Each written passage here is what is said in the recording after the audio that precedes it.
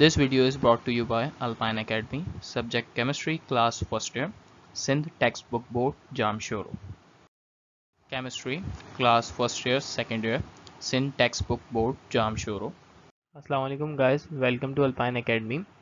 Lecture number 4 of your chapter number 6, which is chemical equilibrium of your textbook, Chemistry, class first year. Okay. In this lecture, we will cover all remaining topics like industrial application of Le Chatelier principle and what is solubility product and what are the example problems related to solubility product. We will also discuss in this lecture, and the final topic of our chapter is common ion effect. Also, we will be discussed in this lecture. So continue. Okay, before we go through industrial applications of Le Chatelier principle, first we have to recall all the changes which has been considered after the effect of concentration, pressure and temperatures. So अगर हम फिर से recall करें वापस से, तो concentration के ऊपर क्या इफेक्ट पड़ता है इक्विलिब्रियम और यानी वापस से इक्विलिब्रियम की डायरेक्शन के ऊपर क्या इफेक्ट पड़ता है अगर हम कंसंट्रेशन, प्रेशर और टेम्परेचर को नोट करें। ठीक है, सबसे पहले आ जाता है एडिंग अ रिएक्टेंट। अब हमारे पास जो शुरू के 4 कॉलम हैं, ठीक है, सॉरी हाँ, शुरू के जो 4 रोज हैं ये हमारी कंसंट्रेशंस को डिनोट कर रही हैं। ठीक है, ये हमारी कंसंट्रेशंस आ गई। अब इन कंसंट्रेशंस में फिर से रिकॉल करते हैं, अगर हम कंसंट्रेशन में ऐड करते हैं रिएक्टेंट की कंसंट्रेशन को, तो क्या होगा, इक्विलिब्रियम किस तरफ जाएगा, टूवर्ड्स प्रोडक्ट। ठीक है, इक्विलिब्रियम प्रोडक्ट की तरफ शिफ्ट होगा। इसी तरह अगर हम प्रोडक्ट की कंसंट्रेशन ऐड करते हैं तो इक्विलिब्रियम रिएक्टेंट्स की तरफ शिफ्ट हो जाएगा। ठीक है, और जब हम रिमूव करेंगे रिएक्टेंट में से कोई कंसंट्रेशन किसी रिएक्टेंट की हमने रिमूव कर दी, तो भी क्या होगा, हमारा इक्विलिब्रियम शिफ्ट होगा कहाँ, रिएक्टेंट साइड, यानी लेफ्ट साइड पे ही जाएगा।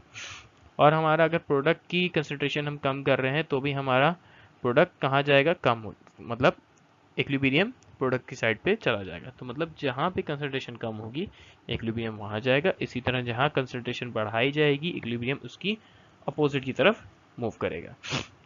Increasing pressure shift towards less gas molecules. ठीक है, अगर हम प्रेशर बढ़ाते हैं तो जब प्रेशर बढ़ाएंगे तो वॉल्यूम ज़ाहिर है कम होगा, क्योंकि pressure according to Boyle's law inversely proportion होता है वॉल्यूम की।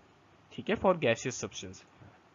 तो इस हिसाब से अगर हम प्रेशर बढ़ाएंगे तो वॉल्यूम कम होगा, तो जब वॉल्यूम कम होगा तो इक्विलिब्रियम वहाँ जाएगा जहाँ पे कम मॉलिक्यूल्स होंगे। ठीक है, यानी जहाँ वॉल्यूम कम होगा इक्विलिब्रियम उस तरफ शिफ्ट होगा। इसी तरह अगर हम प्रेशर डिक्रीज करेंगे तो वॉल्यूम बढ़ जाएंगे, तो इक्विलिब्रियम वहाँ शिफ्ट होगा जहाँ ज़्यादा से ज़्यादा गैस के मॉलिक्यूल्स होंगे। Simple. Adding in inert gas no effect, यानी अगर हम कैटलिस्ट वगैरह कुछ डाल दें उससे भी कोई इफेक्ट नहीं पड़ता। इसी तरह अगर इनर्ट गैस डाल दें, इनर्ट गैस से कोई इफेक्ट नहीं पड़ेगा, क्योंकि इनर्ट गैस एक ऐसी गैस है जो कि किसी से भी रिएक्ट नहीं करेगी, क्योंकि वो इटसेल्फ फुली सेटिस्फाइड होती है अपने इलेक्ट्रॉन्स के साथ, उसका ऑक्टेट भी फुली कंप्लीट होता है, वो स्टेबल होती है, तो किसी से रिएक्ट ही नहीं करेगी। जब रिएक्ट नहीं करेगी तो कोई इफेक्ट ही किसी भी रिएक्शन में नहीं क्रिएट होगा उससे। उसके अलावा अगर हम टेम्परेचर बढ़ाते हैं एंडोथर्मिक रिएक्शन में, ठीक है, एंडोथर्मिक रिएक्शन है, टेम्परेचर बढ़ाने पे क्या होगा, इक्विलिब्रियम प्रोडक्ट्स की तरफ शिफ्ट होगा। इसी तरह एक्सोथर्मिक है, अगर हम टेम्परेचर बढ़ाएंगे तो रिएक्टेंट की तरफ इक्विलिब्रियम शिफ्ट हो जाएगा।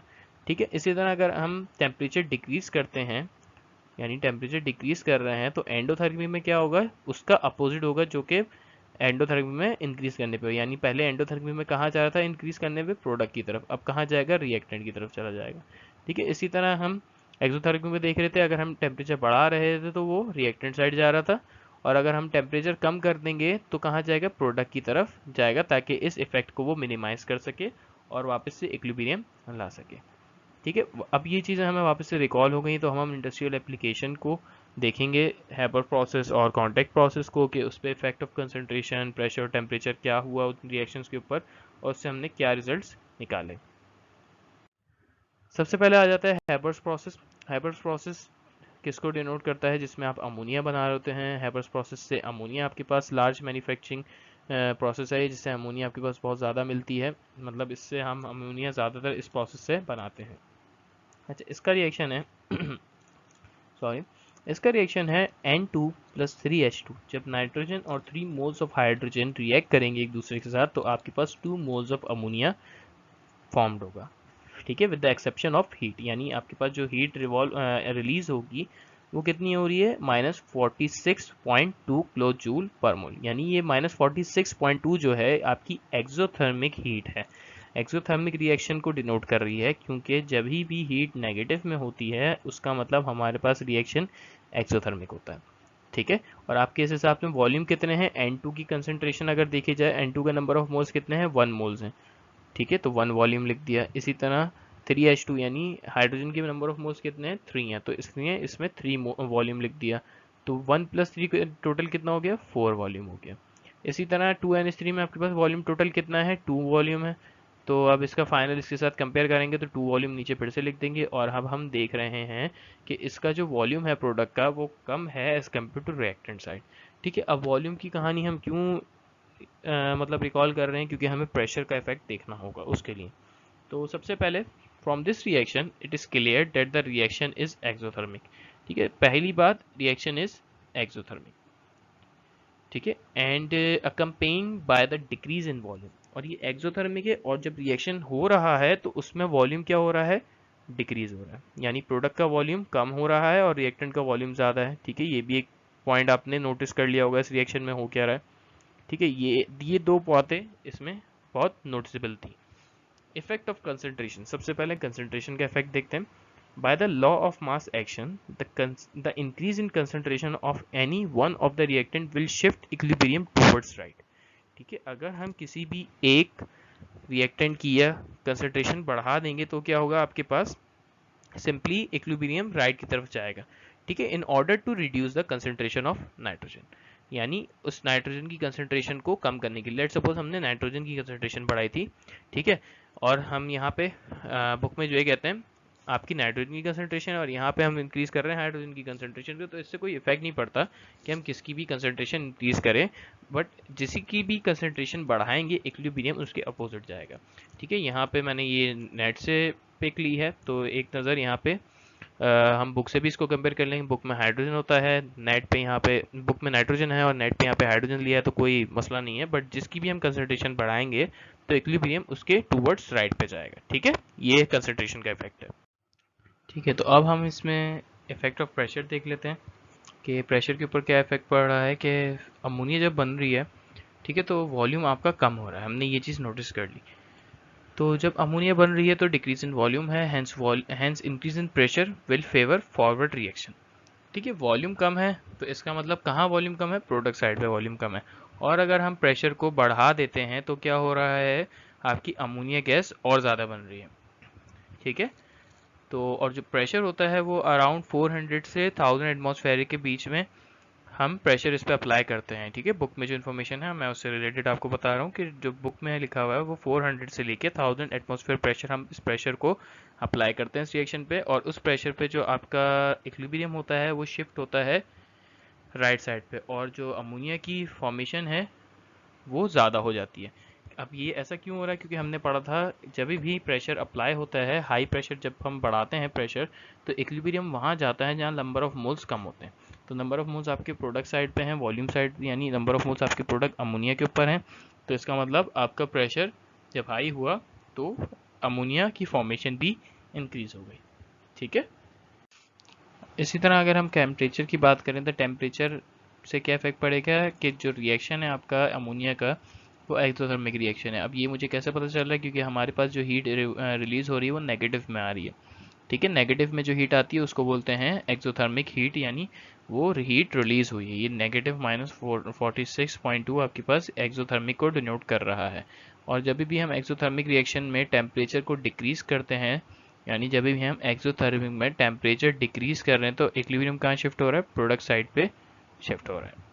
ठीक है, तो यानी जो आपका इक्विलिब्रियम होगा वो प्रोडक्ट की तरफ शिफ्ट होगा, और आपका जो फॉरवर्ड रिएक्शन को फेवर देगा, यानी ये कंडीशन यानी ये चेंजेस फॉरवर्ड रिएक्शन को फेवर कर रही होंगी, यानी आपकी रिएक्शन फॉरवर्ड में ज़्यादा हो रहा होगा as compare to backward reaction. But decrease in temperature result in the decrease in rate of reaction. इसी तरह अगर हम टेम्परेचर को कम कर देते हैं तो रेट ऑफ रिएक्शन के ऊपर भी इफेक्ट पड़ता है। अब रेट ऑफ रिएक्शन क्या है, हम चैप्टर नंबर 8 में पढ़ेंगे ठीक से कि टेम्परेचर से उसके ऊपर क्या इफेक्ट पड़ता है। सिंपली ये है कि टेम्परेचर बढ़ाने से आपका रिएक्शन जल्दी होता है, टेम्परेचर कम करने से आपका रिएक्शन स्लो होता है। ठीक है, तो इसी तरह यहाँ पे आपका टेम्परेचर जो होता है वो 450 से लेके 500 डिग्री सेंटीग्रेड तक कंसिडर किया जाता है फॉर हायर रेट के लिए, ठीक है, अमोनिया की। उसके अलावा इसी तरह अगर हम टेम्परेचर बढ़ा देते हैं तो आपका इक्विलिब्रियम रिवर्स डायरेक्शन की तरफ जाएगा और जो फॉरवर्ड रिएक्शन की बजाय बैकवर्ड रिएक्शन को फेवर करेगी ये वाली कंडीशन। बट सिंपल ये है कि अकॉर्डिंग टू ली शैड्यूलर प्रिंसिपल कि हम अगर टेम्परेचर डिक्रीज कर रहे हैं, ठीक है, lowering the temperature will favour forward reaction, तो सिंपली आपके पास फॉरवर्ड रिएक्शन में ये रिएक्शन हो रहा है, ठीक है। तो पेपर में आपसे इंडस्ट्रियल एप्लीकेशन के बारे में पूछा जाएगा तो हेबर प्रोसेस को आप ऐसे एक्सप्लेन करोगे, उसकी इफेक्ट ऑफ कंसंट्रेशन बताओगे, इफेक्ट ऑफ प्रेशर बताओगे और इफेक्ट ऑफ टेम्परेचर बताओगे। तो ये तीनों चीज़ें जब बता दें तो आपका क्वेश्चन प्रॉपर कंप्लीट हो जाए। इसी तरह आपके पास एक दूसरा प्रोसेस कॉन्टैक्ट प्रोसेस है। जो कॉन्टैक्ट प्रोसेस जो है सल्फ्यूरिक एसिड की बेसिकली मैन्युफैक्चरिंग के लिए किया जाता है, ठीक है। और इसमें जो बहुत इंपॉर्टेंट स्टेप होता है वो ऑक्सीडेशन क्या होता है सल्फर डाइऑक्साइड की सल्फर ट्राइऑक्साइड में, ठीक है, इन प्रेजेंस ऑफ वेनेडियम पेंटाऑक्साइड, ठीक है। ये स्टेप आपकी कॉन्टैक्ट प्रोसेस या आप 9th क्लास में पढ़ते आ रहे होंगे कि H2SO4 बनाने के लिए आपके पास एक स्टेप होता है ऑक्सीडेशन स्टेप, जिसमें आप सल्फर डाइऑक्साइड को कन्वर्ट करते हो सल्फर ट्राइऑक्साइड में, ठीक है। अब उसके लिए आपके पास एक पेंटाऑक्साइड जो ये कहते हैं वेनेडियम पेंटाऑक्साइड आपके पास कैटलिस्ट होता है जो कि यूज़ होता है इस रिएक्शन को कंप्लीट करने के लिए। और जो आपकी जो हीट रिमूव होती है वो -395 किलो जूल पर मोल होती है, ठीक है। और आपका जो वॉल्यूम है यहाँ पे अगर देखा जाए इसमें 2SO2 जब ऑक्सीजन के साथ मिल रहा है तो आपके वॉल्यूम रिएक्टेंट साइड पे ज़्यादा है और प्रोडक्ट साइड पे फिर से वॉल्यूम क्या है, कम है। प्रेशर की जो चेंजेस हमने हैबर प्रोसेस में देखी थी वही चेंजेस हम यहाँ पे भी ऑब्जर्व करेंगे क्योंकि वॉल्यूम दोनों कंडीशंस में सेम है।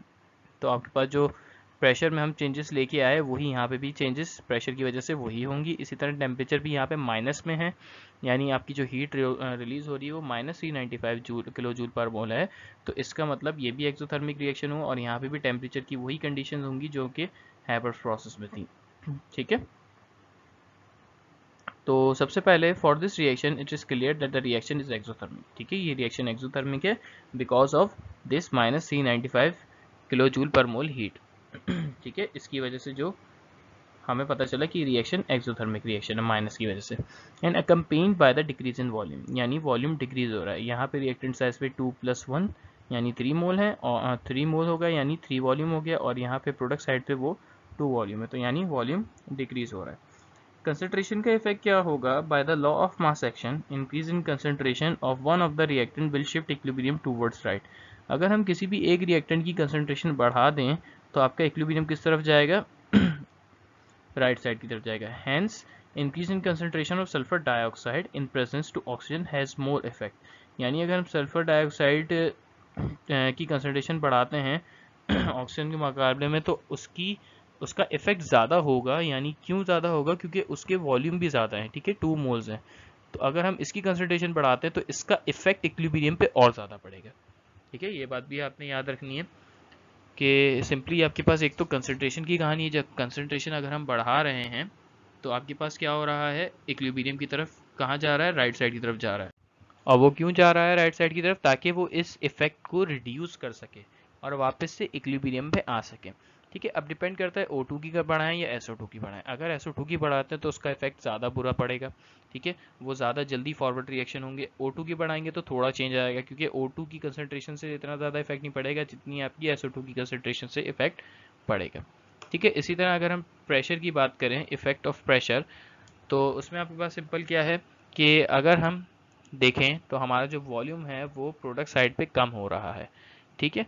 तो above reaction indicates that formation of sulphur trioxide take place with decrease in volume, यानी सल्फर ट्राइऑक्साइड जो बन रहा है वो डिक्रीज इन वॉल्यूम में बन रहा है, ये वॉल्यूम आपका कम हो रहा है। Hence increase in pressure will favour forward reaction. तो अगर हम इंक्रीज करते हैं प्रेशर को तो आपके पास कौन सा रिएक्शन आएगा, यानी फॉरवर्ड रिएक्शन आपका बनना शुरू हो जाएगा, जिसका मतलब सल्फर ट्राइऑक्साइड आपका और बनना शुरू हो रहा होगा, ठीक है। और इसके लिए जो प्रेशर होता है वो 1.5 ATM से 1.7 ATM तक हम कंसिडर करते हैं, ठीक है। सिंपली है प्रेशर, मैं फिर से रिकॉल कर देता हूँ। अगर हम प्रेशर बढ़ाते हैं तो इक्विलिब्रियम वहाँ जाएगा, यानी अगर हम प्रेशर बढ़ाते हैं तो इक्विलिब्रियम कहाँ जाएगा, toward less gas molecules. Less gas molecules कहाँ पे हैं आपके पास, प्रोडक्ट साइड पे। तो आपका इक्विलिब्रियम क्या करेगा, फॉरवर्ड रिएक्शन को प्रायोरिटी देगा कि फॉरवर्ड रिएक्शन को की तरफ वो जाए, ठीक है, उसकी प्रायोरिटी ज़्यादा होगी इस सेंस में। अब अगर आपके पास टेम्परेचर का इफेक्ट देखा जाए तो टेम्परेचर के इफेक्ट में क्या है, इफ मतलब इक्विलिब्रियम जो कहते हैं टेम्परेचर से डिक्रीज होगा, यानी इफ एट इक्विलिब्रियम, अगर आपका ये रिएक्शन इक्विलिब्रियम में और हम टेम्परेचर डिक्रीज कर दें, so according to Le Chatelier principle the system tends to react so as to oppose the change, that is to raise the temperature. This is achieve when more of SO3 is produce. ठीक है, इसका मतलब ये है कि आपने temperature क्या किया, कम किया। तो according to Le Chatelier principal, अगर हम इस रिएक्शन का टेम्परेचर कम करना चाह रहे हैं, तो कम करने के लिए उसको इक्विलिब्रियम में वापस आने के लिए क्या करना पड़ेगा, फॉरवर्ड रिएक्शन में जाना पड़ेगा, ताकि वो और हीट रिलीज करे। और जब वो हीट रिलीज करेगा तो जो हमने टेम्परेचर कम किया, तो वो हीट जो रिलीज हुई वो उसको बैलेंस कर देगी और वापस से इक्विलिब्रियम आ जाएगा। ठीक है, मैं फिर से बता देता हूँ कि अगर हम टेम्परेचर कम कर रहे हैं तो आपका इक्विलिब्रियम डिस्टर्ब हुआ। अब इक्विलिब्रियम वापस से उस पोजीशन पे आने के लिए क्या करवाएगा, फॉरवर्ड रिएक्शन करवाएगा। क्यों करवाएगा, क्योंकि जब फॉरवर्ड रिएक्शन होगा तो आपकी हीट और निकलेगी, -395 और निकलेगा पर मोल ऑफ 2SO3। ठीक है, तो आपके पास -395 किलो जूल और हीट निकलेगी, जिससे आपका टेम्परेचर राइज हो जाएगा। अब टेम्परेचर राइज होगा तो वापस से इक्विलिब्रियम पे आने की मतलब चांसेस और ज़्यादा हो जाएंगे। तो इस वजह से फॉरवर्ड रिएक्शन होगा ताकि आपके पास इक्विलिब्रियम में आने में चांसेस ज़्यादा हों। इसी तरह अगर हम टेम्परेचर गिरा देते हैं तो आपकी रेट ऑफ रिएक्शन की कंसंट्रेशन डिक्रीज हो जाती है, जिसका मतलब ये है कि आपका रिएक्शन थोड़े देर से होगा। और hence temperature of 723 kelvin is maintain at vanadium pentoxide is use catalyst. और यहाँ पे जो टेम्परेचर मेंटेन होता है वो कितना होता है, मोस्टली 723 केल्विन। और यहाँ पे जो कैटलिस्ट है इस रिएक्शन के लिए वो वेनेडियम पेंटॉक्साइड है। ठीक है, और बुक में जो वैसे टेम्परेचर बताया जा रहा है वो 450 डिग्री सेंटीग्रेड है, और अगर उसको केल्विन में भी करते हैं तो वो भी इतना ही बन जाता है 723। 450 को अगर हम 273 उसमें ऐड कर दें तो अराउंड इतने ही बनता है, तो कोई चेंजेस नहीं है। बट बहरहाल सिर्फ ये आपने इस सवाल में करना है कि आपसे पेपर में पूछा जाए कॉन्टैक्ट प्रोसेस, तो आपने फिर से वही इफेक्ट ऑफ कंसंट्रेशन, प्रेशर और टेम्परेचर का आपने इसमें एक्सप्लेन करना होगा इफेक्ट। ठीक है, for more details on remaining lectures and chapters and exercises of this book, please send us a message on WhatsApp number 92318318660, or you can email us on alpineacademy@gmail.com. So हमारे पास एक नया topic अब start होता है after ending of Le Chatelier principle, what is solubility product, and first of all we need to understand what is mean by solubility. तो solubility समझने का मतलब ये है कि सॉल्युबिलिटी को अगर हम सिंपली डिफाइन करें कि कोई भी चीज़ किसी सॉल्वेंट में कितना सॉल्युबल है। ठीक है, लेट सपोज आपके पास एक पानी है, अब उसमें आपने एक नमक डाल दिया। ठीक है, नमक के कुछ मोल्स डाल दिए या एक चुटकी भर नमक डाल दिया अंदाजे से, तो वो उसमें डिज़ोल्व हो गया। ठीक है, तो कितना डिज़ोल्व हुआ तो वो उसकी सॉल्युबिलिटी है। ठीक है, अगर आपने जो कहते हैं वीक सॉल्ट डाला है जिसकी आयनाइजेशन पावर कम है यानी डिसोसिएशन पावर कम है, तो वो डिज़ोल्व कम होगा यानी उसकी सॉल्युबिलिटी कम होगी। अगर आपने स्ट्रॉन्ग सॉल्ट डाला है जिसकी आयनाइजेशन पावर ज़्यादा है यानी अपने आयंस को फ़ौरन से ब्रेक कर जाता है जैसे ही वो पानी में डाला जाएगा। ठीक है, तो उसकी सॉल्युबिलिटी क्या होगी, उससे ज़्यादा होगी। तो सॉल्युबिलिटी को अगर हम डिफाइन करें, the amount of solute required to prepare a saturated solution at specific temperature. ठीक है, यानी अमाउंट ऑफ सॉल्यूट, कितना सॉल्यूट रिक्वायर है कि वो एक सैचुरेटेड सॉल्यूशन बनाते हैं। सैचुरेटेड सॉल्यूशन मतलब कि अगर हम उसमें ज़रा सा भी और कुछ सॉल्यूट डाल दें तो उसके बाद वो सॉल्यूट डिज़ोल्व ना हो सके। तो सैचुरेटेड सॉल्यूशन का मतलब वो सॉल्यूशन होता है कि बिल्कुल एंड पॉइंट पे आप खड़े हैं, उसके बाद अगर आपने एक पॉइंट या एक 1 मिलीग्राम भी आपने सॉल्ट ऐड कर दिया तो वो सॉल्ट डिज़ोल्व नहीं हो सकता उसमें, क्योंकि वो एक सैचुरेशन लिमिट पे आ गया है वाटर, यानी जितना आपके पास पानी था उसमें जितनी कैपेसिटी थी डिज़ोल्व कराने की सॉल्यूट को, वो उसकी कंप्लीट हो चुकी है।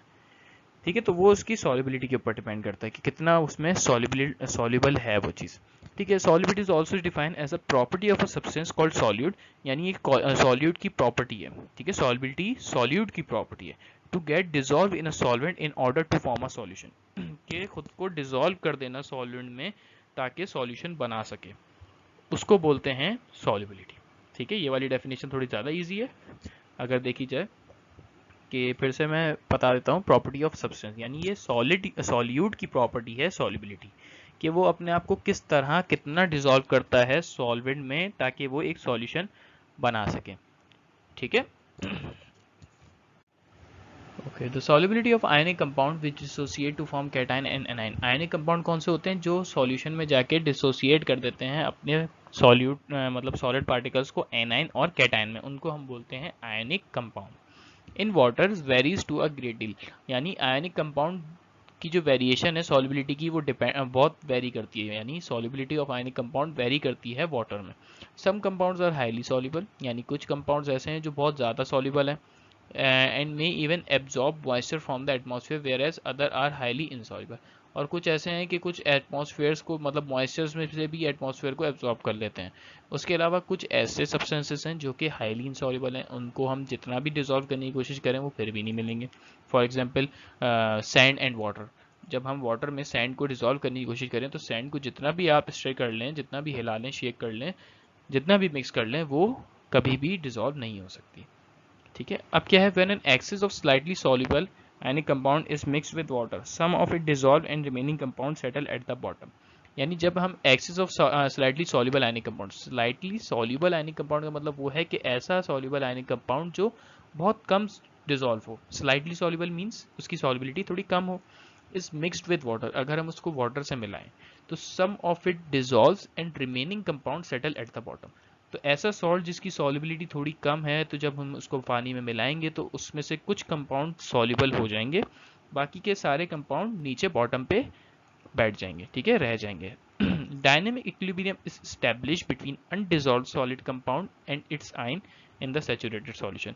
तो इस हिसाब से इन दोनों के बीच में एक डायनेमिक इक्विलिब्रियम आ जाएगा, ठीक है, अनडिसॉल्व्ड आयन के बीच में और सॉरी अनडिसॉल्व सॉलिड कंपाउंड के बीच में और उसके आयन जो कि डिसॉल्व हो गए सैचुरेटेड सॉल्यूशन में। यानी जितने आयन टूट के डिसॉल्व हुए वो, और जो आयन डिसॉल्व ना हो सके, यानी वो सॉलिड जो कि डिसॉल्व नहीं हुआ, जो बॉटम पे रह गया, उनके बीच में जो एक इक्विलिब्रियम आ जाएगा उसको आप सिंपल डायनेमिक इक्विलिब्रियम कहेंगे।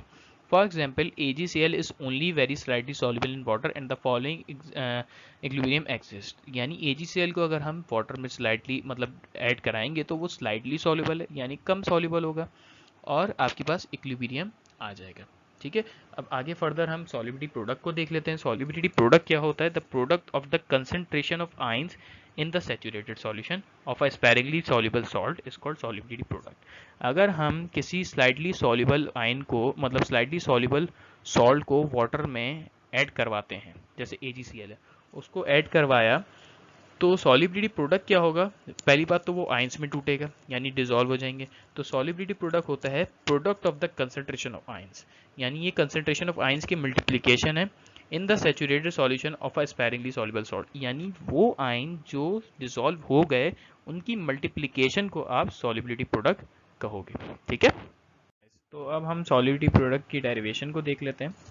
तो हम इसमें कंसिडर करते हैं एक slightly soluble ionic solid such as silver oxide, ठीक है, जो कि डिसॉल्व होगा वाटर में और डिसोसिएट होगा अपने आयंस में। ठीक है, जैसे डिसोसिएट हो रहा है Ag पॉजिटिव में और Cl नेगेटिव में। ठीक है, ये आपके पास दो आयंस में ही डिसोसिएट हो रहा है। These Ag positive and Cl ions from solid phase pass into solution till the solution becomes saturated. Now there exists an equilibrium between the ions present in the saturated solution and that in the solid phase, thus applying law of mass section। ठीक है, अगर मैं इसकी theory को explain करना चाहूँ तो simply क्या है कि Ag और Cl सॉलिड फेज में से सॉल्यूशन फेज में आ गए, यानी यहाँ ये सॉलिड फेज में थे।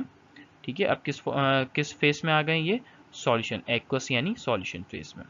ठीक है, सॉल्यूशन फेज में आने के बाद क्या हुआ? इनके बीच में एक इक्विलिब्रियम आ गया। ठीक है, यहाँ पे इक्विलिब्रियम जनरेट हो गया इनके बीच में अनडिसॉल्व्ड आयंस यानी अनडिसॉल्व्ड सॉलिड मॉलिक्यूल्स और डिसॉल्व्ड आयन मॉलिक्यूल्स के बीच में। ठीक है, इन दोनों के बीच में इक्विलिब्रियम आ गया, तो हम यहाँ पे according to law of equilibrium apply कर सकते हैं लॉ ऑफ मास एक्शन। जब हम law of mass action apply करेंगे तो सिंपल आपके पास प्रोडक्ट की कंसंट्रेशंस ऊपर आएंगी, Ag पॉजिटिव Cl नेगेटिव। ठीक है, सिंपल क्या होता है आपके पास product of concentrations of product divided by concentrations of reactant. ठीक है, product of concentrations of reactant. तो सिंपल केस ही आपके पास ऐसे निकल के आता है।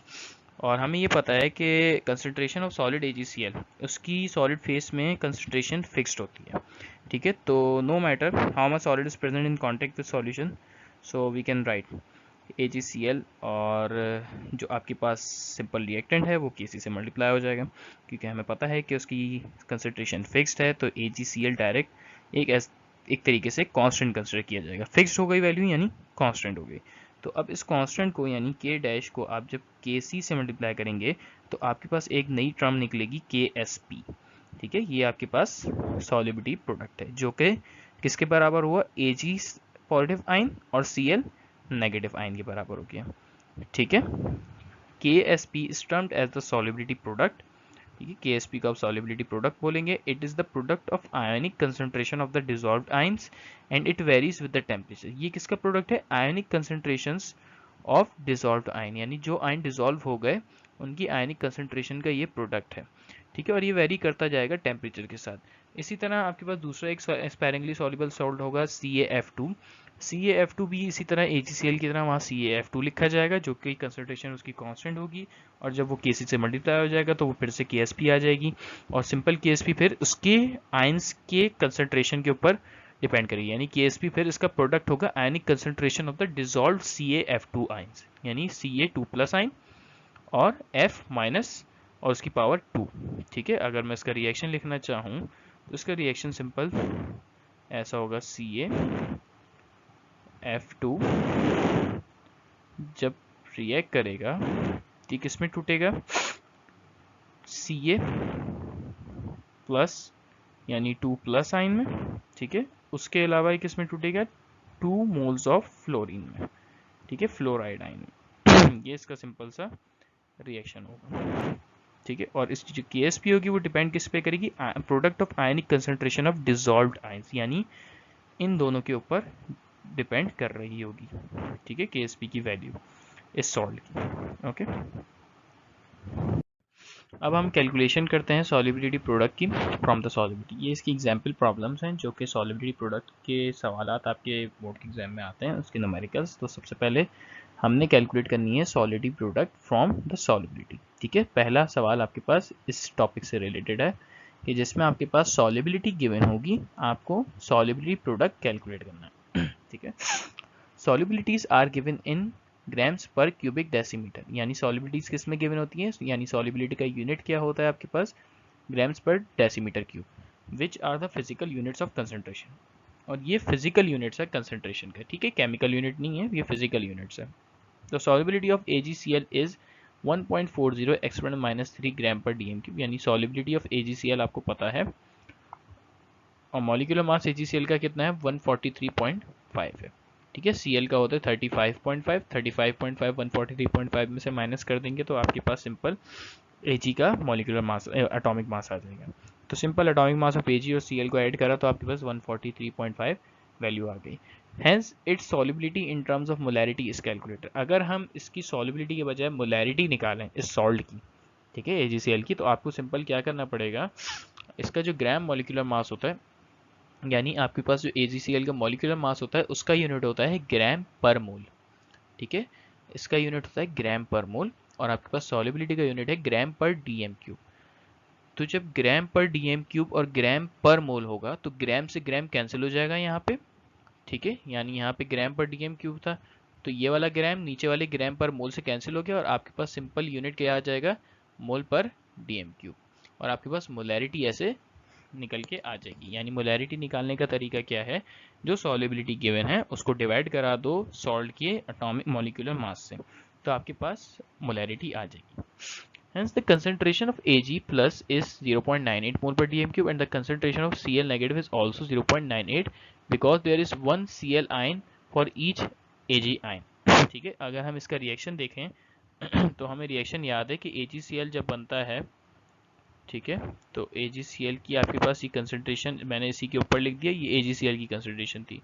तो जब ये बना इनिशियली तो Ag कितना बनेगा, जितना AgCl है वही आपके पास Ag भी आएगा, ठीक है। इसी तरह जितना Ag बनेगा उतना ही आपके पास Cl नेगेटिव आयन भी बनेगा, ठीक है। ये बात याद रखिएगा क्योंकि दोनों के मोल्स बराबर ही हैं, यानी 1 mole of Ag and 1 mole of Cl, और 1 मोल ऑफ Ag और 1 मोल ऑफ Cl दोनों की कंसंट्रेशन इक्वल हो जाएगी 0.98 एक्सपोनेंट -3। अब KSP कैसे निकलता है? KSP सिंपल निकलता है आपके पास AgCl की दोनों की आयनिक कंसंट्रेशन के प्रोडक्ट से। तो Ag की कंसंट्रेशन कितनी है? 0.98 एक्सपोनेंट -3। इसी तरह आपके पास उसकी कंसंट्रेशन कितनी है? Cl की 0.98 एक्सपोनेंट -5, सॉरी -3 नहीं, -5 चल रहा है, ठीक है। ये मुझे थोड़ा विजिबल नहीं हुआ था, ये -5 है, 0.98 एक्सपोनेंट -5। तो दोनों की कंसंट्रेशंस को आप क्या करा देंगे? मल्टीप्लाई करा देंगे। तो इस हिसाब से 0.98 multiply by exponent -5 multiply by 0.98 exponent -5, जब मल्टीप्लाई कराया तो आपके पास वैल्यू आ गई 0.96 एक्सपोनेंट -10। ठीक है, अब इसको आप सिंपल 9.6 एक्सपोनेंट -11 भी लिख सकते हैं, बट यूनिट क्या होगा? क्योंकि यहाँ मोल दूसरे मोल के साथ मल्टीप्लाई हुआ तो मोल स्क्वायर हो गया। इसी तरह डीएम की पावर -3 जब मल्टीप्लाई होगी डीएम की पावर -3 से, तो वो डीएम की पावर -6 हो जाएगी, क्योंकि हमें पता है बेस सेम होती है तो पावर ऐड हो जाती है। तो यहाँ पे आपके पास सॉलिड प्रोडक्ट आ गया AgCl का, वो कितना है? 9.6 एक्सपोनेंट -11 मोल स्क्वायर पर DM6। ठीक है, और यहाँ पे आपने एक न्यूमेरिकल इसका कर लिया जो कि एक मेथड से होता है। अब दूसरे टाइप का न्यूमेरिकल होगा जिसमें आपको सॉल्युबिलिटी कैलकुलेट करनी होगी और सॉल्युबिलिटी प्रोडक्ट आपको गिवन होगा। उसके लिए प्रोसीजर बिल्कुल सेम है बट इन रिवर्स डायरेक्शन। तो अभी हमने सबसे पहले मोलैरिटी निकाली, तो उसके लिए हम सबसे आखिर में मोलैरिटी निकालेंगे, और अभी हमने सबसे लास्ट में KSP निकाला है, तो उन दूसरे सवाल के लिए हम सबसे पहले KSP निकालेंगे। ठीक है। अच्छा, ये टेबल 6.1 जनरेट कर रहा है solubility product of salts at 18 degree to 25। ये कुछ सॉल्ट्स हैं, उनकी कुछ सॉल्युबिलिटीज हैं इतनी टेम्परेचर की रेंजेस के ऊपर। लेड क्लोराइड की 1.1 एक्सपोनेंट -4 है, इसमें लेड सल्फाइड की इतनी है। तो ये आपकी नॉर्मल MCQs बेसिस के लिए भी पूछे जा सकती हैं कि इनकी सॉल्युबिलिटी कितनी होती है रेंज 18 से 25 डिग्री सेंटीग्रेड के अंदर। तो पूछ लिया जाए कि बेरियम सल्फाइड की कितनी है, तो बेरियम सल्फाइड की आपके पास 1.0 एक्सपोनेंट -10 मोल स्क्वायर पर DM6 है। ठीक है, इसी तरह किसी की पूछ सकते हैं। तो यहाँ पे आपके एक तरीके के न्यूमेरिकल होते हैं। हम नेक्स्ट वाले में हम चेक करते हैं कि उसको कैसे सॉल्व करेंगे। उसकी एग्जांपल नेक्स्ट पे ही है आपकी calculation of solubility from solubility product. अब आपके पास सवाल है कि सॉल्युबिलिटी कैलकुलेट करनी है, सॉल्युबिलिटी प्रोडक्ट आपको गिवन है, यानी KSP आपको गिवन है, आपने सिंपल सॉल्युबिलिटी कैलकुलेट करनी है। If we know the value of solidity product we can calculate the solubility of salt. अगर हमें सॉल्युबिलिटी प्रोडक्ट की वैल्यू पता चल जाए तो हम सॉल्युबिलिटी कैलकुलेट कर सकते हैं सॉल्ट की। For example, solubility product of lead iodide PbI2, ठीक है, ये लेड आयोडाइड है, इसकी सॉल्युबिलिटी प्रोडक्ट यानी KSP कितनी दी हुई है हमें? 1.0 एक्सपोनेंट -9 मोल स्क्वायर पर DM9। ठीक है, तो इसकी आपके पास सॉल्युबिलिटी का यूनिट मोल स्क्वायर पर DM9 है। ठीक है, ये इंपॉर्टेंट है, तो इसका यूनिट चेंज होता जाएगा क्योंकि कंसंट्रेशंस के यूनिट्स भी चेंज होते जाते हैं। किसी जगह स्क्वायर होगा तो यूनिट चेंज हो जाएगा। ठीक है, यहाँ पे जैसे 2 आ रहा है तो इसकी कंसंट्रेशन में कहीं ना कहीं स्क्वायर आएगा। ठीक है, ये एक हिंट है जिससे मुझे इसका यूनिट भी कंफर्म हो गया कि एक स्क्वायर इसका मतलब DM9 बनेगा मेरे पास। अच्छा, KSP हमें पता है बराबर होती है किसके? 1 एक्सपोनेंट -9 के। ठीक है, जो कि हमें इस सवाल में गिवन है। अब हमें ये भी पता है कि KSP का फॉर्मूला क्या होता है? Product of ionic concentration of dissolved ion, यानी जो आयन डिसॉल्व होगा उनकी आयनिक कंसंट्रेशंस का प्रोडक्ट। आप उसको लिखेंगे कैसे? Pb2+ और I माइनस की स्क्वायर। ये स्क्वायर कहाँ से आया? क्योंकि I के पीछे जो 2 लगा है वो पावर बन जाएगा। ठीक है, अब हम सपोज करते हैं कि x moles per DM³ of PbI2 dissolve, यानी जब ये आयनाइज हुआ तो आपके पास कितने मोल्स बन गए? x moles. यहाँ x आ जाएगा और यहाँ पे x के साथ 2 लग जाएगा, यानी 2x लग जाएगा। ये जो 2 आ रहा है ये सिंपल 2x लग जाएगा। तो ये आपके पास इक्विलिब्रियम, सॉरी, ये आपके पास वो मोल्स हैं जो कि डिसॉल्व हो गए, मतलब एक इक्विलिब्रियम में आने के बाद सॉल्युबिलिटी के इक्विलिब्रियम में ये डिसॉल्व हो गए। ठीक है, अब हम क्या रखेंगे? सॉरी, KSP की वैल्यू हमें पता है, तो KSP की वैल्यू में KSP की वैल्यू रख दी। ठीक है, जो कि ये रख दी हमने, और Pb2 की जगह x रख दिया, I की जगह 2x रख दिया और उसका square simple as it is लिख दिया। अब क्या करा? 2x का स्क्वायर कितना हो जाता है? 4x square. जब 4x स्क्वायर x से मल्टीप्लाई होगा तो हो जाएगा 4x³ हो जाएगा। तो 4x³ हमारा बराबर हो गया 1.0 एक्सपोनेंट -9 मोल क्यूब पर DM-9। ठीक है, यहाँ से हम x की वैल्यू कैसे निकालेंगे? सिंपल आप 4 को डिवाइड करा देंगे 1.00 एक्सपोनेंट माइनस 9 से, और उसके बाद इसका क्यूब रूट ले लेंगे। क्यूब रूट का तरीका आपके शिफ्ट कैलकुलेटर में शिफ्ट दबा के रूट दबा दें तो क्यूब रूट आ जाएगा, या फिर दूसरा आसान तरीका ये है कि आपने जब 4 से डिवाइड कर दिया 1.एक्सपोनेंट-9 को, तो आपका जो भी आंसर आया उसकी पावर आप 1/3 कर दें, तो आपके पास simple direct cube root as it is आ जाएगा। तो आप जब कैलकुलेटर में ये वैल्यूज निकाल देंगे तो आपके पास आ रही होगी x की वैल्यू 0.63 एक्सपोनेंट-3 मोल पर डी एम क्यूब। ये जो x की वैल्यू आनी चाहिए वो मोल पर डी एम क्यूब में ही आनी चाहिए, ठीक है, क्योंकि x आपके पास सिंपल एक सब्सटेंस का होता है, मतलब एक मोल के लिए होता है। 2 मोल्स के लिए आपके पास मोल स्क्वायर पर डी एम 6 हो जाएगी, ठीक है, जैसे इसकी है 2i के लिए। तो अब सिंपल मॉलिक्यूलर मास PbI2 का 461 moles per D M cube होता है, ठीक है, जिसको हम कन्वर्ट कर देंगे ग्राम पर डीएम क्यूब में chemical units into physical unit of concentration. तो हम केमिकल यूनिट के बजाय इसको किस में कंसिडर करेंगे, फिजिकल यूनिट्स में। ओके, हमें पता है मोल्स बराबर होता है mass of substance in gram divide by molecular mass. अब हमने मास निकालना है, ठीक है, सॉल्युबिलिटी का मास। तो वो कैसे आएगा, मोल्स को मल्टीप्लाई करेंगे मॉलिक्यूलर मास से। मोल्स कितने हमारे पास, जो अभी हमने निकाले 0.63 एक्सपोनेंट-3 मोल्स पर डीएम क्यूब, ठीक है। तो ये पर डीएम क्यूब हम सॉलिबिलिटी कैलकुलेट करते हैं, तो सिंपल हम मोल्स भी रख देंगे 0.63 एक्सपोनेंट-3 मोल्स पर DM cube multiply by gram पर मोल, ठीक है। 461 का यूनिट होता है ग्राम पर मोल, तो सिंपली आपके पास 0.63 एक्सपोनेंट-3 का यूनिट है मोल पर डीएम क्यूब, ठीक है, पर डीएम क्यूब मल्टीप्लाई होगा मॉलिक्यूलर मास के यूनिट से जिसका यूनिट है ग्राम पर मोल। तो क्या होगा, मोल से मोल कैंसिल हो जाएगा, आपका यूनिट क्या बच जाएगा, सिर्फ ग्राम पर डीएम क्यूब। तो आपका यूनिट सिंपल यहाँ पे ग्राम पर डीएम क्यूब ही आ रहा है। कैसे आया अब ये 0.63 एक्सपोनेंट-3 को जब मल्टीप्लाई किया हमने 461 से, तो आपके पास 0.29, ठीक है, 0.29 ग्राम आ गया। तो बेसिकली ये आपके पास सॉल्युबिलिटी आ गई है इस सवाल की, कि solubility of PbI2 eight 25 degree कितनी है, 0.29 ग्राम पर डीएम क्यूब है, ठीक है। इसका प्रोसीजर फिर से मैं फाइनल इसको कंक्लूड कर देता हूँ कि सबसे पहले आपने रिएक्शन बनाना है, ठीक है, जो रिएक्शन गिवन होगा, नहीं होगा तो आपने खुद बनाना होगा।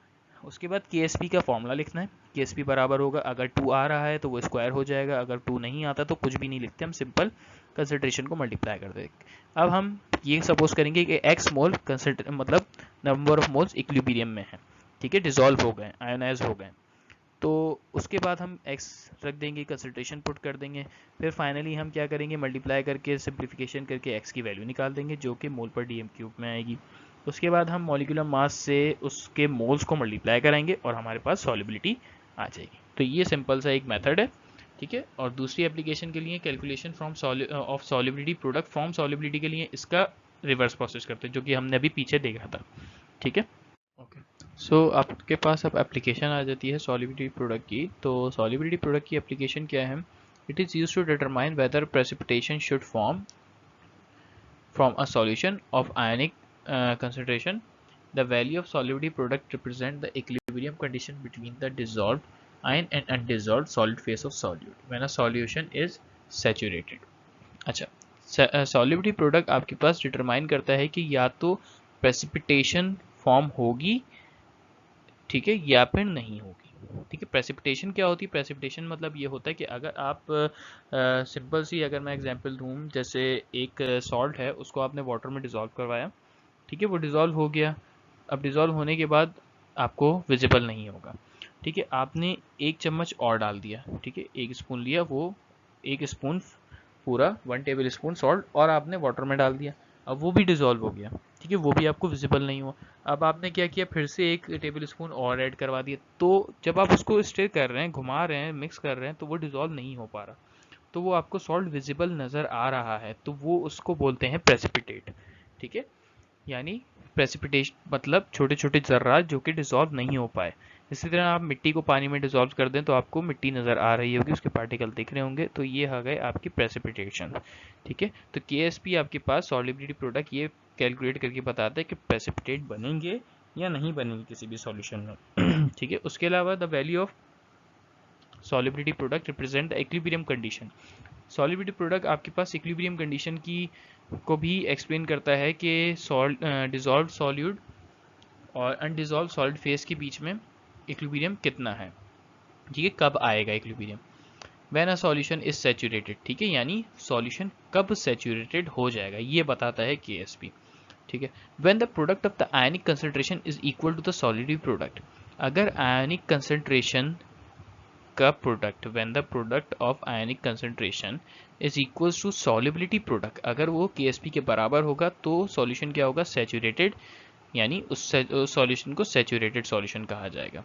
If the ionic product is less than solubility product, यानी अगर वो कम हो जाए किससे, solubility product से, KSP से कम हो जाए, तब उस सॉल्यूशन को क्या कहेंगे, नॉट सैचुरेटेड, यानी ये सैचुरेटेड नहीं है, इसमें कुछ अमाउंट ऑफ सॉल्यूट और डिसॉल्व हो सकती है, यानी मोर amount of the solute can go into the solution, ठीक है. ये कब होगा, जब आयनिक प्रोडक्ट छोटा होगा KSP से. तो आपके पास सिंपल क्या होगा कि आपकी प्रेसिपिटेशन नहीं बनी प्रॉपर, यानी आपका सॉल्यूशन अनसैचुरेटेड है, उसमें more amount of solute could dissolve. If the ionic product is larger than the solubility product, अगर आयनिक प्रोडक्ट बड़ा हो जाए सॉल्युबिलिटी प्रोडक्ट से, the solution is said to be super saturated, उस सॉल्यूशन को आप सुपर सैचुरेटेड बोलते हैं. And the excess of solute should precipitate so as to restore the equilibrium condition. तो इसका मतलब ये है कि आपके पास जो सॉल्यूट होगा वो प्रेसिपिटेट बना देगा, ठीक है, ताकि वो इक्विलिब्रियम कंडीशन को वापस कर सके, ठीक है. वो डिसॉल्व नहीं होगा, वो डिसॉल्व होने के बजाय वो प्रेसिपिटेट बना देगा ताकि सॉल्यूशन मेरा इक्विलिब्रियम में रहे, ठीक है. और उस सॉल्यूशन को सुपर सैचुरेटेड बोलते हैं, जिसमें प्रेसिपिटेट आपके विजिबल हो रहे होते हैं, यानी आपने इतनी ज़्यादा अमाउंट डाल दी उस सॉल्वेंट की, हद से ज़्यादा कि सॉल्वेंट डिसॉल्व नहीं कर पा रहा उस अमाउंट को, तो अब वो क्या बना के दे रहा है, प्रेसिपिटेट बना के दे रहा है, ठीक है. For example, solubility product of calcium sulphate solution is 2.4 exponent -5 मोल पर डीएम क्यूब. ये -5 बिल्कुल ठीक, -5 है, ठीक है. इसकी हमें सॉल्युबिलिटी प्रोडक्ट हमें गिवन है सवाल में. कितनी है सॉल्युबिलिटी प्रोडक्ट, सॉल्युबिलिटी प्रोडक्ट है -5, ठीक है. अब वो पूछ रहे हैं कि CaSO4 would forms precipitate so as to reach the value of 2.4 exponent -5. अगर CaSO4 प्रेसिपिटेट बनाता है तो उसकी वैल्यू, जो आयनिक प्रोडक्ट की वैल्यू है, वो 2.4 से कितनी होनी चाहिए, ज़्यादा होनी चाहिए. यानी आयनिक प्रोडक्ट की जो वैल्यू आएगी इसकी, वो KSP से ज़्यादा हुई तो प्रेसिपिटेट बनेंगे, ठीक है. तो इसका मतलब सबसे पहले रिएक्शन को तोड़ना है. CaSO4 रिएक्शन में टूटेगा, Ca+2 में टूटेगा, उसके अलावा SO4 2- में टूटेगा, ठीक है. अब यहाँ पे हमें KSP पता है किसका प्रोडक्ट होता है, आयनिक कंसंट्रेशंस का. तो आयनिक कंसंट्रेशन आपके पास Ca2+ हो गई और एक हो गई SO4 2-. तो इन दोनों की आयनिक कंसंट्रेशन यानी हमने कैलकुलेट करनी है. अब हमारे पास KSP 2.4 एक्सपोनेंट -5 गिवन है. तो क्या करना है, the solution is not saturated and more solute could go into the solution. इसका मतलब ये है कि अगर Ca2+ SO4 2- ज़्यादा आ जाता है, आयनिक प्रोडक्ट ज़्यादा आ जाता है KSP से, तो इसका मतलब आपका CaSO4 प्रेसिपिटेट बनाएगा, ठीक है.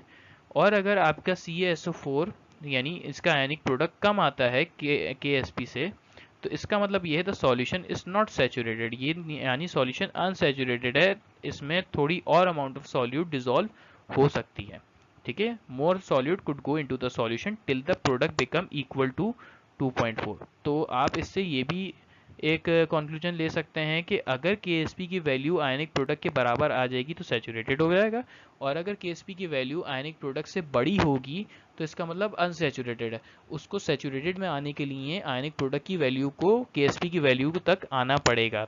अगर वो KSP की वैल्यू तक आ गई तब वो जाके सैचुरेटेड हो जाएगी.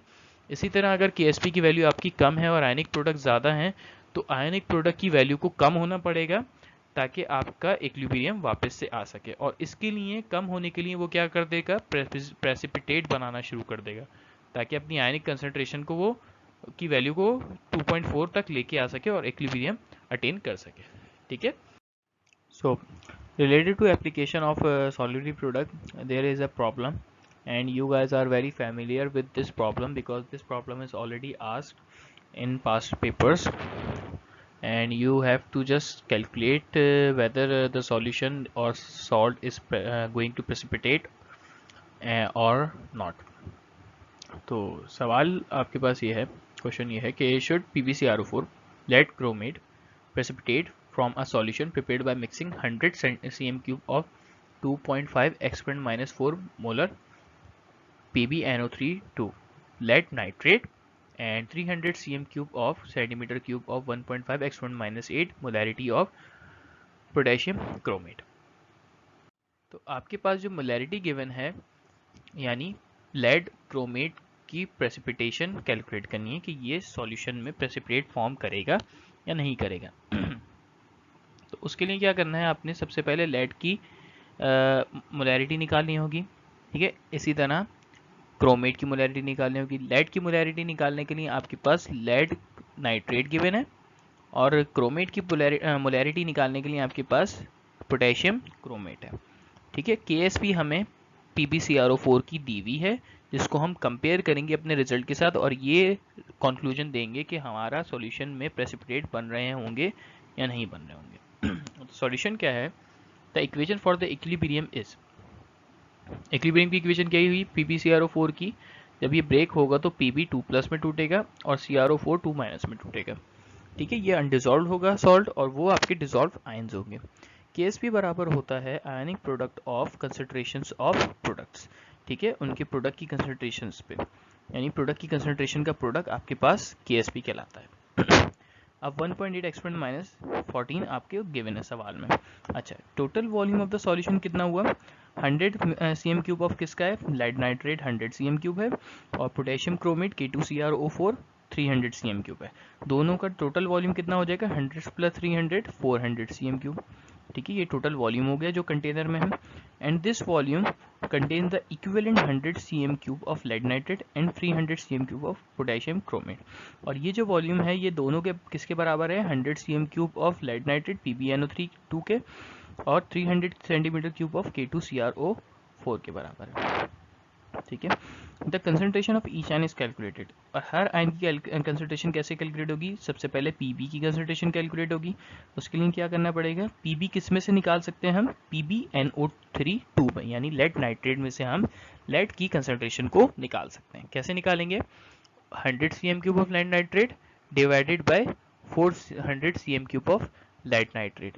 तो जब हम इसको डिवाइड कर देंगे आपस में तो आपके पास आंसर आएगा, उसको आप सिंपल मोलैरिटी से मल्टीप्लाई करेंगे लेड नाइट्रेट की, ठीक है, जो कि आपके पास सवाल में ये गिवन है 2.5 एक्सपोनेंट माइनस 4। ये मोलैरिटी से आप इसके मोल फ्रैक्शन को, यानी एक सिंपल आप इसके फ्रैक्शन को मल्टीप्लाई करेंगे वॉल्यूम फ्रैक्शन को कि cm cube 100 cm cube divide by total 400 cm cube. तो जब डिवाइड कर देंगे तो आपके पास आंसर आ जाएगा 2.5 एक्सपोनेंट 6.25 एक्सपोनेंट माइनस 4 माइनस 5।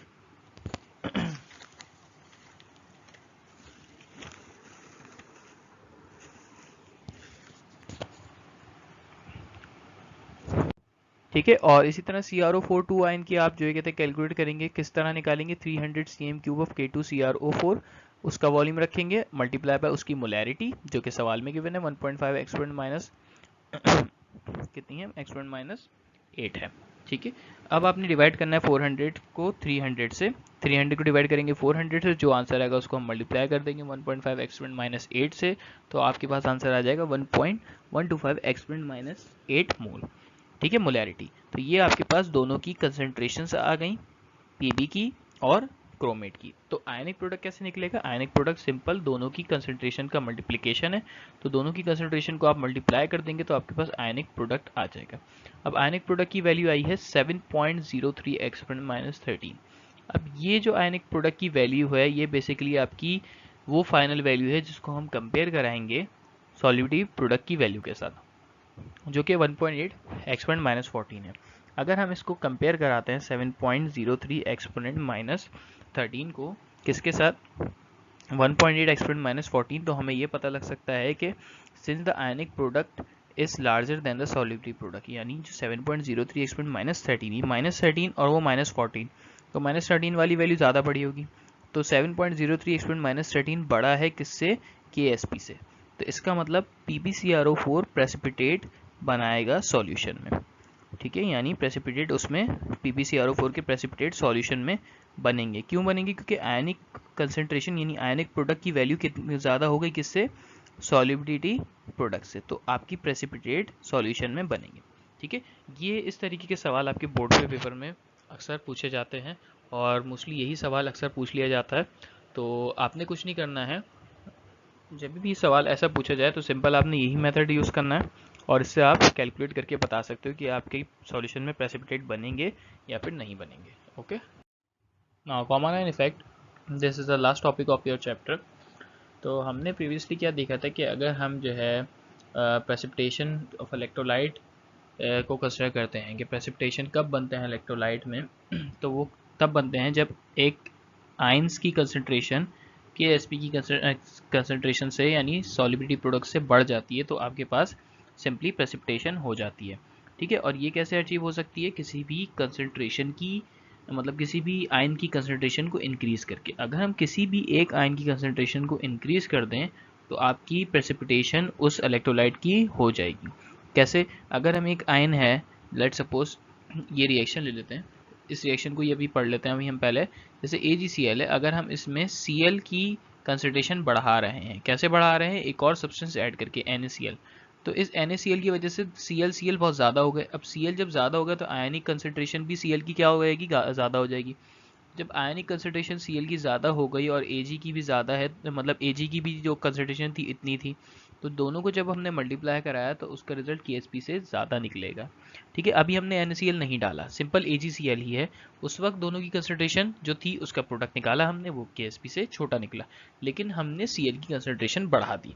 जब बढ़ा देंगे तो उससे क्या होगा? आयनिक कंसंट्रेशन Cl की बढ़ गई तो उसका आयनिक प्रोडक्ट भी बढ़ जाएगा जो कि KSP से बड़ा हो जाएगा। जब KSP से बड़ा हो जाएगा तो प्रेसिपिटेशन स्टार्ट हो जाएगी। ठीक है, तो सिंपली इसका मतलब ये है कि हम एक कॉमन आयन डाल दें तो आपके पास सॉलिड प्रोडक्ट जो है वो बढ़ सकती है।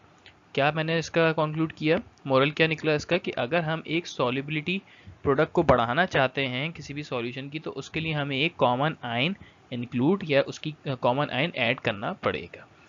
ठीक है, the phenomena in which the degree of ionisation और solubility of an electrolyte is suppressed by the addition of highly soluble electrolyte containing a common ion is called common ion effect। एक ऐसा फिनोमेना जिसमें degree of ionisation और solubility of electrolyte को रोका जा सके by the addition of highly soluble electrolyte, यानी उसके solubility को हम रोक दें किसके जरिए? Addition of highly soluble electrolyte के जरिए। ठीक है, और उस हाईली soluble इलेक्ट्रोलाइट में होगा क्या? एक कॉमन आयन होगा।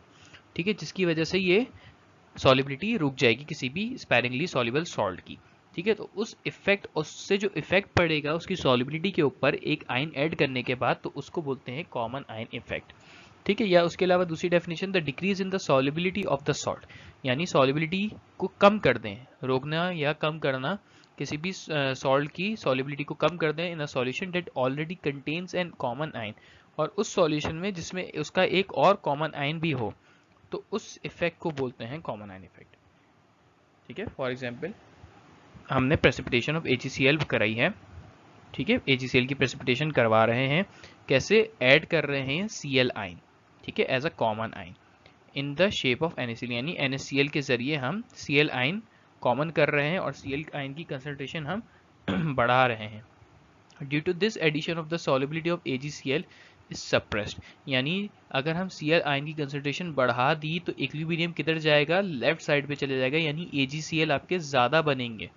ठीक है, AgCl ज़्यादा बनेंगे यानी रिवर्स रिएक्शन ज़्यादा होगा और फॉरवर्ड रिएक्शन कम होगा। फॉरवर्ड रिएक्शन मीन्स ये सॉल्ट सॉल्युबल कम होगा और अनडिजॉल्व ज़्यादा बनना शुरू हो जाएगा, यानी AgCl फिर से बनना ज़्यादा शुरू हो जाएंगे और Ag और Cl जो टूट रहे हैं वो कम टूटना शुरू होंगे अगर हम Cl की कंसंट्रेशन को बढ़ा दें। ठीक है, तो ये एक बैकग्राउंड वो है रिजल्ट कि कैसे काम हो रहा होता है कि अगर कंसंट्रेशन बढ़ाते हैं तो इक्विलिब्रियम लेफ्ट साइड पे जाएगा, जिसकी वजह से AgCl ज़्यादा बनेंगे। अब जब AgCl ज़्यादा बनेंगे तो प्रेसिपिटेट भी ज़्यादा बन जाएंगे। ठीक है, तो इसको इफेक्ट को बोलते हैं common ion effect. Okay, for example cation of 2A and 4A groups are precipitate as sulphide. हम उसके सल्फाइड में प्रेसिपिटेट करवा रहे हैं, यानी उसके सल्फाइड के सॉल्ट्स को प्रेसिपिटेशन चेक कर रहे हैं उसकी under different condition due to their different solubility products, और इन सब की सॉलिबिलिटी प्रोडक्ट चेंज है।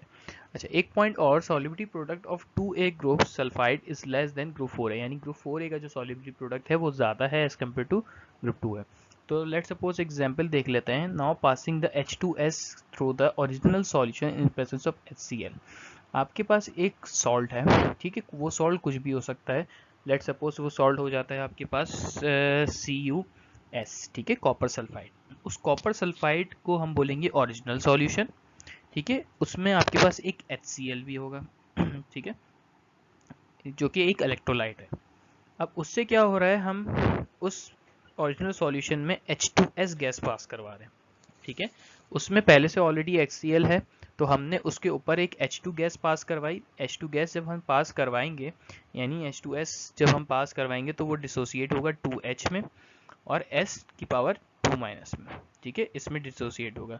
अब उस सॉल्यूशन में ऑलरेडी HCl था जो कि H पॉजिटिव भी थे उसमें, तो हमने क्या किया, सिंपली H पॉजिटिव आयंस की कंसंट्रेशन को इंक्रीज कर दिया, ठीक है। जब H आयन की कंसंट्रेशन इंक्रीज हो गई तो आयोनाइजेशन ऑफ H2S क्या हो गई, रुक गई, सप्रेस्ड हो गई, रोक दिया गया हमने, ठीक है, वो नहीं हो पाएगी।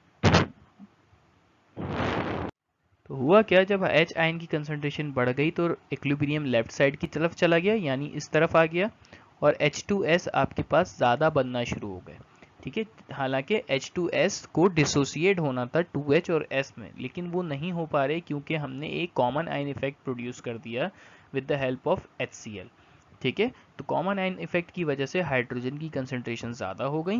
जब हाइड्रोजन की कंसंट्रेशन ज़्यादा हो गई तो आपका रिएक्शन लेफ्ट साइड की तरफ इन्वॉल्व होगा, यानी आपका रिएक्शन में बैकवर्ड रिएक्शन ज़्यादा अच्छे से हो रहा है as compare to forward reaction.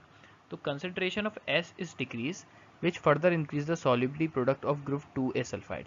इसकी बदौलत क्या हुआ कि आपके पास जो H पॉजिटिव आयंस हैं, इसकी वजह से H2S बनना शुरू हो गया और S अब और नहीं बन रहे, ठीक है, सल्फाइड आयंस अब नहीं बन रहा है, जिसकी वजह से सल्फाइड आयंस की कमी हो गई सॉल्यूशन में।